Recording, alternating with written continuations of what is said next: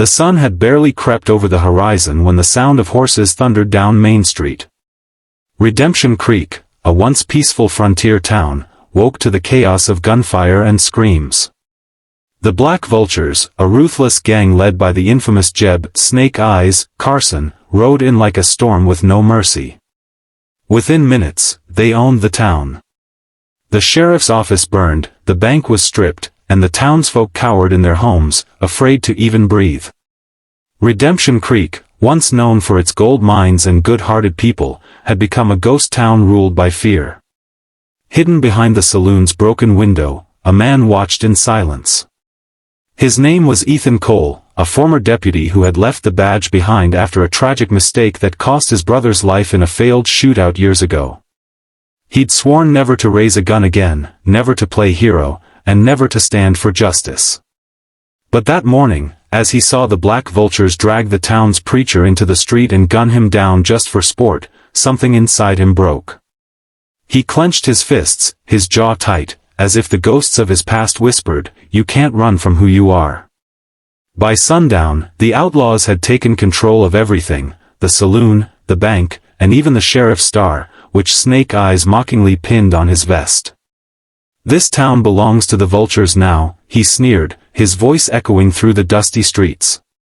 "And anyone who don't like it can meet the devil at sunrise." The townsfolk obeyed, beaten down and terrified. Ethan couldn't sleep that night. He walked through the darkness to the cemetery on the hill where his brother's grave lay under a withered oak tree. "I tried to live quiet," he whispered, staring at the cross. "But peace don't come to men like me." A cold wind blew across the graves as if nature itself was listening. He knew what he had to do. The next morning, while the gang slept off their whiskey, Ethan went to the old blacksmith's shop. Dust covered every surface, but the tools were still there. He found his revolver, rusted but faithful, hidden under a pile of coal. He cleaned it, loaded 6 rounds, and tied it to his hip. As he looked at his reflection in a cracked mirror, he whispered, "You left me no choice." Before long, the townsfolk began whispering. Ethan Cole was arming up. Miss Clara, the saloon's owner, approached him in secret. "Ethan, they'll kill you." "There's 20 of them," he cut her off with a calm look. "Then I'll start with one."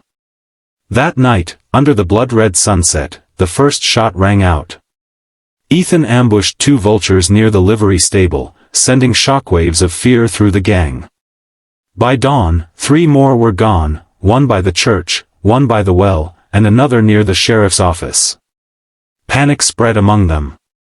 Snake Eyes, furious and unhinged, gathered the survivors. "Find him. I don't care if you have to burn this whole town to the ground." But Ethan was no longer hiding. He became a shadow in the night, striking fast and disappearing like smoke. The people began to hope again. The butcher reopened his shop. The preacher's widow started ringing the church bell at sunrise. The wind carried whispers through Redemption Creek, "The law's back." As the town slowly began to breathe again, Snake Eyes set a trap. He kidnapped Miss Clara, the only person Ethan ever trusted, and sent a message nailed to the saloon door, "Come alone, or she dies." Ethan read the note, jaw set, eyes cold. He holstered his revolver, took a deep breath, and walked into the night, knowing this would be the battle that decided not just the town's fate, but his own redemption. The night was silent except for the soft rustle of wine through the canyon. Snake Eyes and his men waited at the abandoned silver mine on the edge of town. They had Clara tied to a post, her face streaked with dust and fear. The flickering lanterns cast long, menacing shadows across the rocky walls. "He'll come," Snake Eyes growled, spitting tobacco into the dirt. "Men like him can't resist playing hero. And when he does, we'll bury him next to his brother." From the ridge above, Ethan watched through the moonlight. He could see every gun, every position. He was outnumbered 15 to 1, but he'd stopped counting odds the moment they shot the preacher. He loaded his rifle, took a deep breath, and whispered a silent prayer, not for his own life, but for Redemption Creek. The first shot cracked through the night.